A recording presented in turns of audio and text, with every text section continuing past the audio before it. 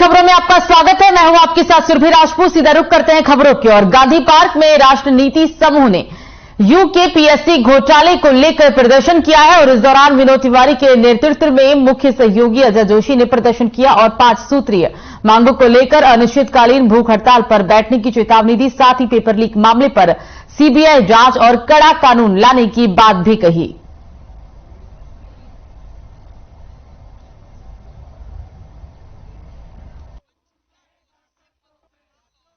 मांग है कि आयोग का पूरी तरीके से रिसफल किया जाए, शुद्धिकरण किया जाए। तीसरी हमारी मांग है कि पटवारी के एग्जाम को कहीं ना कहीं पोस्टपोन किया जाए। और जो चौथा सबसे महत्वपूर्ण बिंदु हम लेकर के आ रहे हैं कि हर प्रकार के नेताओं की जांच, जो नेता कहीं ना कहीं भ्रष्टाचार में लिप्त है, इनको भी कहीं ना कहीं सीबीआई आए और जेल में बंद करे। ये हमारा मेन एजेंडा है। क्या मीडिया का धन्यवाद जिन्होंने हमारी बात यहाँ पर सुनने के लिए यहाँ पर आए हुए हैं। देखिए, सबसे इम्पोर्टेंट हमारे लिए जो मुद्दा था वो ये था कि हम लोग उत्तराखंड में जब से उत्तराखंड राज्य बना हुआ है तब से लगातार भ्रष्टाचार बहुत चरम सीमा पर हमें देखने को मिला है। जो भी सरकारें आई हैं लगातार वो युवाओं के हितों का कभी भी संरक्षण उन्होंने नहीं किया, चाहे वो लैंड लॉस की बात हो, चाहे वो किसी भी तरीके के नियमों की बात हो। अब ले देके हमारे पास एक सरकारी नौकरी बचती है, उसी सरकारी नौकरी में भी भ्रष्टाचार इस लेवल पे है जहां 1-1 करोड़ रुपए देकर टीसीएस के बड़े स्तर पर घोटाले किए जा रहे हैं। तो आगामी फायर सीजन को देखते हुए अल्मोड़ा वन महकमा अलर्ट मोड पर आ गया है। जिले में रिजर्व पंचायत वनों में दावागिरी रोकने के लिए व्यापक इंतजाम वन विभाग ने कर दिए हैं और साथ ही जिले में 155 क्रूज स्टेशन बनाए जा चुके हैं। वहीं अतिरिक्त 16 नए केंद्र स्थापित किए जाएंगे ताकि वनों की आग को बचाया जा सके। और साथ ही वन अधिकारी महतीम यादव ने बताया है कि बारिश कम होने की वजह से वनों में आग लगने की आशंका अधिक है और जिसके लिए राजस्व, पुलिस तथा महिला मंगल दलों फायर के समूह सहयोग मांग की है। और साथ ही जिले में फायर वाचरों की संख्या भी बढ़ाई गई है।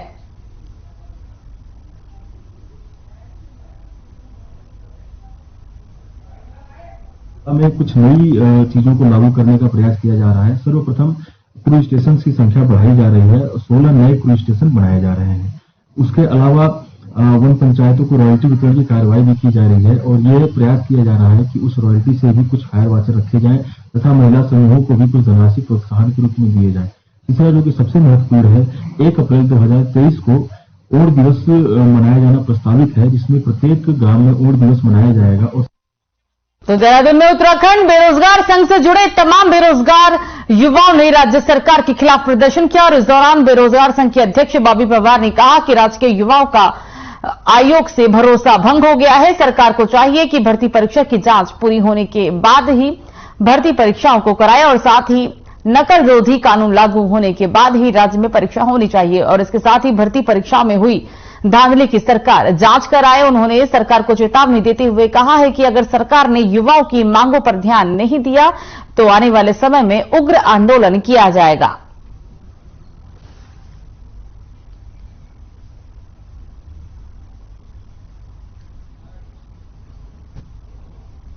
कि युवाओं की विश्वसनीयता आयोगों से और सरकारों से खत्म हो चुकी है।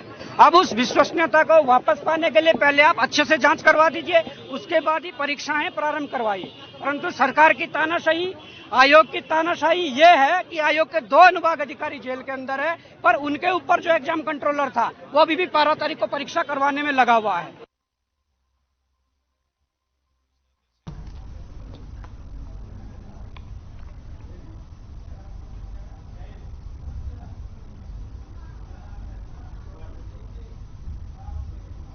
तो विद्युत उपभोक्ताओं की समस्याओं के समाधान के लिए कैंप का आयोजन किया गया। कैंप में सैकड़ों की संख्या में उपभोक्ताओं के विभिन्न समस्याओं का निस्तारण किया गया है। इसी रोड स्थित उत्तराखंड पावर कॉर्पोरेशन लिमिटेड के कार्यालय में अपर मुख्य सचिव राधा रतूड़ी और पावर कॉर्पोरेशन लिमिटेड के अध्यक्ष और प्रबंध निदेशक अनिल यादव भी कैंप में शामिल हुए और इस दौरान अधिकारियों को कई दिशा निर्देश भी दिए गए। बता दें कि मुख्यमंत्री पुष्कर सिंह धामी के निर्देश के बाद प्रदेश भर में विभिन्न स्थानों पर विद्युत उपभोक्ताओं की समस्याओं के निदान के लिए कैंप लगाए जा रहे हैं। राजधानी देहरादून में लगाए गए इस कैंप में अधिकांश मामले विद्युत बिलों की समस्याओं से जुड़े रहे।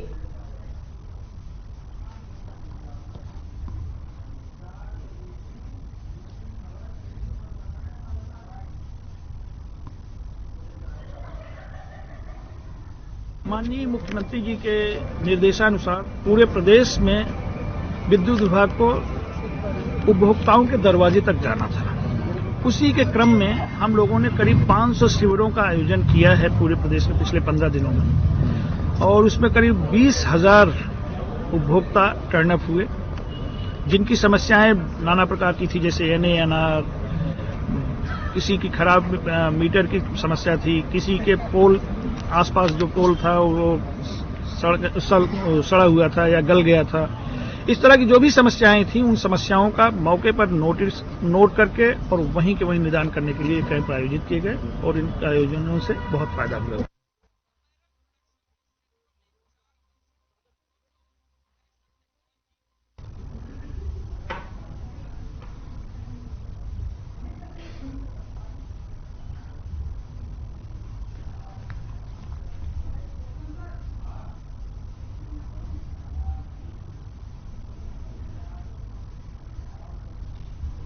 तो देहरादून में उत्तराखंड को विशेष सहायता के तहत 62.92 करोड़ रुपए और पूंजीगत परिव्यय के रूप में 72 करोड़ रुपए की स्वीकृति मिली है। और साथ ही मुख्यमंत्री पुष्कर सिंह धामी ने पीएम नरेंद्र मोदी और केंद्र सरकार का आभार भी व्यक्त किया है। मुख्यमंत्री पुष्कर सिंह धामी ने कहा कि नई दिल्ली में उत्तराखंड भवन के निर्माण, टनकपुर बस टर्मिनल के निर्माण और इलेक्ट्रिक चार्जिंग इंफ्रास्ट्रक्चर सहित सार्वजनिक परिवहन आधारभूत संरचना के विकास के लिए केंद्र सरकार की ओर से ये सफलता उत्तराखंड के लिए महत्वपूर्ण है। देवभूमि उत्तराखंड का जन जन डबल इंजन की सरकार से निरंतर लाभान्वित हो रहा है। राज्य सरकार को केंद्र सरकार से प्रत्येक क्षेत्र में सहायता और सहयोग मिल रहा है।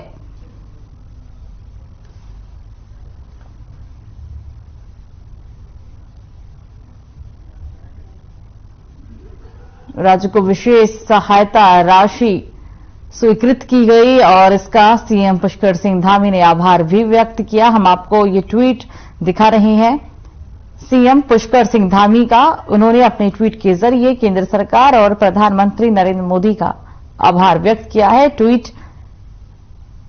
उत्तराखंड के सीएम पुष्कर सिंह धामी का है। उत्तराखंड को केंद्र सरकार की बड़ी सौगात मिली है और इसके बाद सीएम पुष्कर सिंह धामी ने पीएम मोदी का आभार व्यक्त किया है।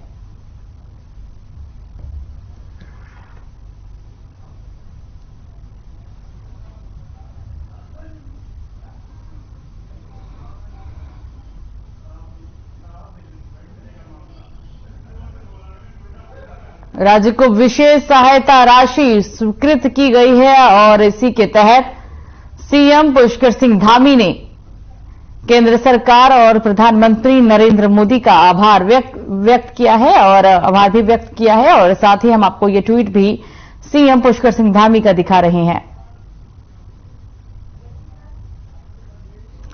तो विधानसभा अध्यक्ष रितु खंडूरी भूषण पहली बार अल्मोड़ा पहुंची है, जहां पहुंचने पर बीजेपी कार्यकर्ताओं ने फूलमाला से उनका जोरदार स्वागत किया है और जिसके बाद रितु खंडूरी ने कहा है कि उनका अल्मोड़ा से एक विशेष लगाव रहा है।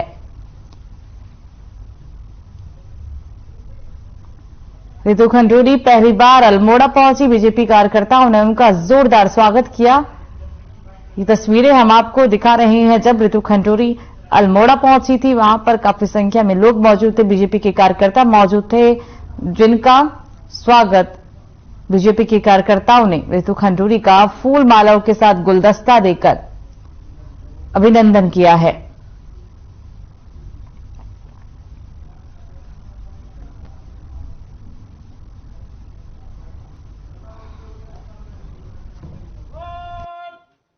ऐसा है कि मैं अल्मोड़ा काफी समय बाद आई हूँ और कुछ पुरानी यादें भी मुझे दोबारा से याद आ रही हैं। हम लोग काफी पहले आते थे क्योंकि ननिहाल है मेरा, नैनीताल, यहाँ आना जाना लगा रहता था। तो मुझे बहुत खुशी है कि मैं आज फिर अल्मोड़ा पहुंची हूँ। ये सारा मामला सब जुडिस है, इसलिए मुझे बहुत कुछ इसमें कहना नहीं है। और कोटिया समिति की रिपोर्ट, कमेटी की रिपोर्ट जो हमने कोटिया कमेटी को हमने हायर किया था, वो जो हमने रखे थे लोग, उस कोटिया रिपोर्ट को मैं निवेदन करूंगी मीडिया के बंधुओं को भी।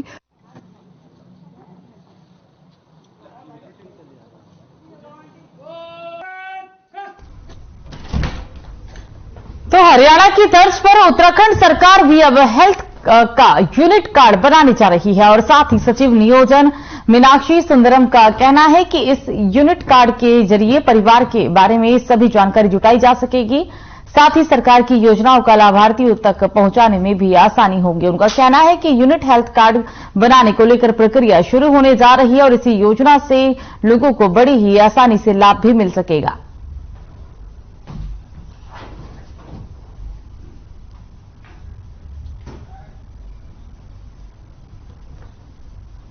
हरियाणा सरकार ने परिवार पहचान पत्र बनाया है और ऐसे ही सिमिलर पहचान पत्र मध्य प्रदेश ने भी बनाया है।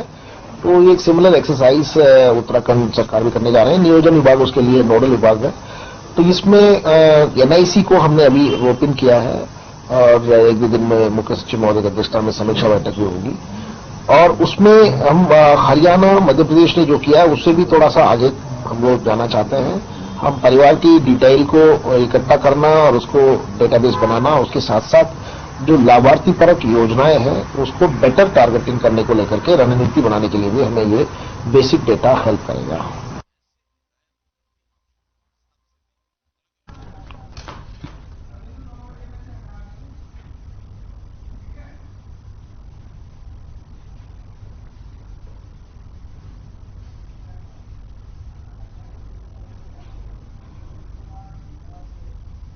तो कर्णप्रयाग में पंचपुलिया के पास चट्टान दरकने से एक बाइक सवार चट्टान की चपेट में आ गया, जिसके कारण राष्ट्रीय राजमार्ग का नेशनल हाईवे बाधित हो गया है। वहीं आसपास में खड़ी एक कंप्रेशर मशीन भी चट्टान के मलबे में दब गई, जिसके बाद हाईवे के दोनों ओर वाहनों की लंबी लाइन लगी रही।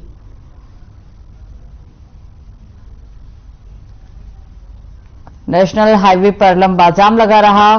दोनों ओर वाहनों की लंबी कतार देखने को मिली। तस्वीरें आप चमोली से देख रही हैं, जहां पर चट्टान दरकने की वजह से हादसा हुआ और इस हादसे की चपेट में एक बाइक सवार आ गया है। और इस हादसे के बाद, चट्टान दरकने के बाद, जो लोग वहां से अपनी गाड़ियों को लेकर गुजर रहे थे वो जाम की वजह से फंस गए।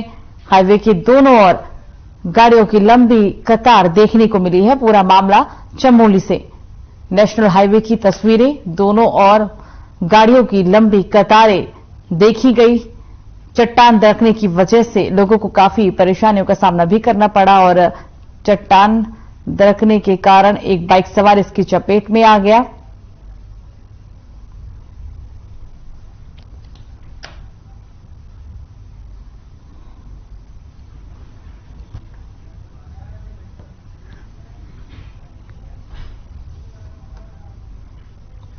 तो राजधानी देहरादून में विद्युत उपभोक्ताओं की समस्याओं के समाधान के लिए राजधानी दून में कैंप लगाया गया। इस कैंप में सैकड़ों की संख्या में पहुंचे उपभोक्ताओं के विभिन्न समस्याओं का त्वरित निस्तारण भी किया गया। इसी रोड स्थित उत्तराखंड पावर कॉर्पोरेशन लिमिटेड के कार्यालय में अपर मुख्य सचिव राधा रतूड़ी और पावर कॉर्पोरेशन लिमिटेड के अध्यक्ष और प्रबंध निदेशक अनिल यादव भी कैंप में शामिल हुए और अधिकारियों को कोई दिशा निर्देश भी दिए। बता दें कि मुख्यमंत्री पुष्कर सिंह धामी की देश के बाद राजधानी देहरादून सहित देश के विभिन्न स्थानों पर विद्युत उपभोक्ताओं की समस्याओं के निदान के लिए कैंप लगाए जा रही हैं। राजधानी देहरादून में लगाए गए इस कैंप में अधिकांश मामले विद्युत बिलों की समस्याओं से जुड़े रहे और इसके अलावा कई जगह पर क्षतिग्रस्त बिजली के खंभों को बदलने और समय समय पर मीटर रीडिंग कराए जाने के साथ साथ खराब मीटरों को बदलने की भी मांग उपभोक्ताओं ने की है। विद्युत विभाग की ओर से सभी उपभोक्ताओं को उनकी समस्याओं की त्वरित निस्तारण के साथ साथ आने वाले दिनों में भी सकारात्मक सहयोग करने की बात कही गई है।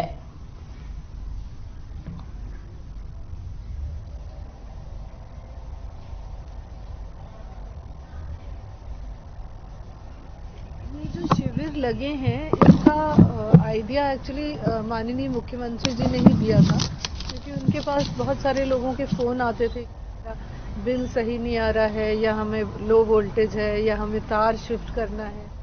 तो उन्होंने कहा कि पूरे प्रदेश में कुछ जगहों पे आप ऐसे कैंप लगवाइए जहाँ पे जो जनता के लोग हैं जिनकी शिकायत है वो आसानी से आ सकें और अपनी बात कह सकें। उसी उद्देश्य से ये कैंप लगे हैं।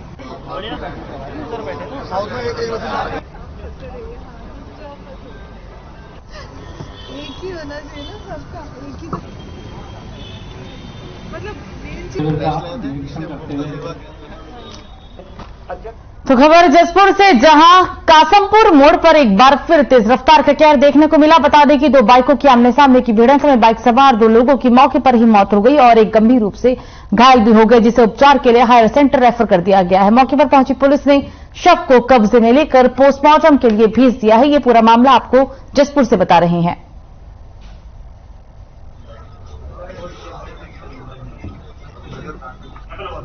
तेज रफ्तार का कहर देखने को मिला। इस हादसे में दो लोगों की दर्दनाक मौत हो चुकी है और एक युवक को काफी चोटें भी आई है, जिसे हायर सेंटर रेफर कर दिया गया है। जसपुर से ये पूरा मामला, भीषण सड़क हादसा देखने को मिला और इस हादसे में दो लोगों की मौत हो गई, वहीं एक युवक गंभीर रूप से घायल हो गया, जिसे इलाज के लिए अस्पताल में भर्ती कराया गया। हम आपको ये तस्वीरें दिखा रहे हैं। इस हादसे के बाद लोगों की काफी ज्यादा संख्या में मौजूदगी भी दिखी। फिलहाल घायल का इलाज जारी है और जिन दो लोगों की मौत हुई थी, पुलिस ने दोनों के शव को कब्जे में लेकर पोस्टमार्टम के लिए भिजवा दिया है।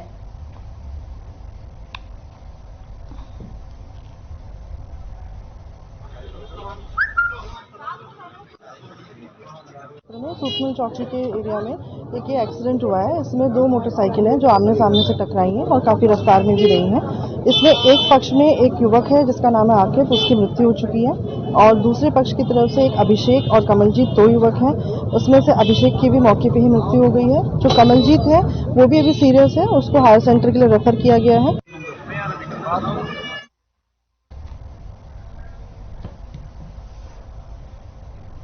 तो खबर जौलीग्रांट से, जहां पर राज्यपाल गुरमीत सिंह ने हिमालयन हॉस्पिटल जौलीग्रांट की NICU और हार्टेक एम्बुलेंस को हरी झंडी दिखाकर रवाना किया। रीजनल राज्यपाल ने कहा है कि उत्तराखंड जैसे विषम भौगोलिक परिस्थितियों वाले राज्य में इस तरह के आधुनिक उपकरणों से लैस इस एम्बुलेंस से नवजात बच्चों को लाभ मिलेगा और उन्हें समय पर इलाज भी मिलेगा। राज्यपाल ने हिमालयन हॉस्पिटल के प्रयासों की सराहना करते हुए एम्बुलेंस में मौजूद सुविधाओं की बारीकी से निरीक्षण किया। हिमालयन हॉस्पिटल में NICU के तहत बता दें कि इस दौरान राज्यपाल को एम्बुलेंस में मौजूद स्वास्थ्य सुविधाओं की जानकारी भी दी गई। राज्यपाल ने कहा कि स्वास्थ्य सुविधाओं की हर व्यक्ति तक पहुंचाना चुनौती है और ऐसे में हिमालयन हॉस्पिटल ने एक अच्छा कदम उठाया है। NICU की हाईटेक एम्बुलेंस को हरी झंडी दिखाई गई है और राज्यपाल ने इसे हरी झंडी दिखाई है, उसके बाद रवाना किया है। अत्याधुनिक उपकरणों से लैस ये एम्बुलेंस है, ये राज्यपाल ने कहा है।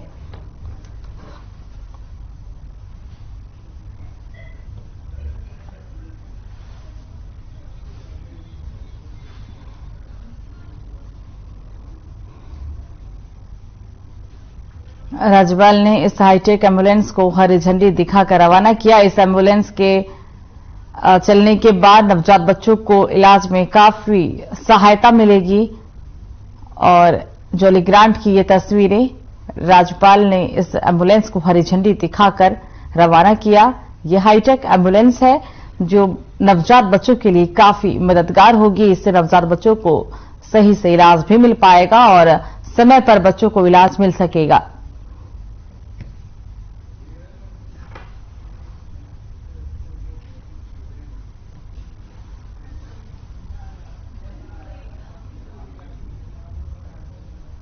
तो कोटद्वार में दुगड़ा चौकी और SOG ने 45 पेटी अवैध अंग्रेजी शराब के साथ एक तस्कर को भी गिरफ्तार कर लिया है। एडिशनल SP शेखर चंद्र सुवाल ने बुधवार को जानकारी देते हुए बताया कि दुगड़ा चेकपोस्ट पर चेकिंग के दौरान जब एक पिकअप वाहन की तलाशी ली गई तो उसमें छुपाकर रखी 45 पेटी अवैध अंग्रेजी शराब बरामद की गई। पूछताछ में आरोपी ने कहा कि वो शराब पोखाल कांडाखाल से लेकर आया था। आरोपी के खिलाफ पुलिस ने मुकदमा दर्ज कर उसे जेल भेज दिया है, जबकि शराब तस्करी में लिप्त वाहन को सीज कर लिया गया है।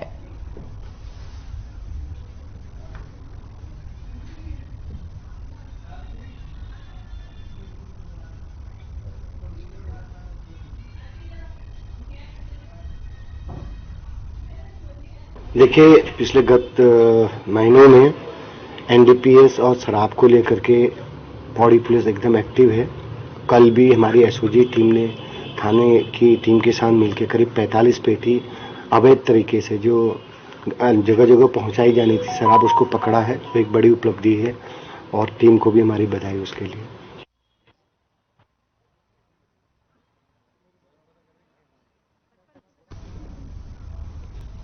तो फिलहाल खबरों में मुझे दीजिए इजाजत। नमस्कार।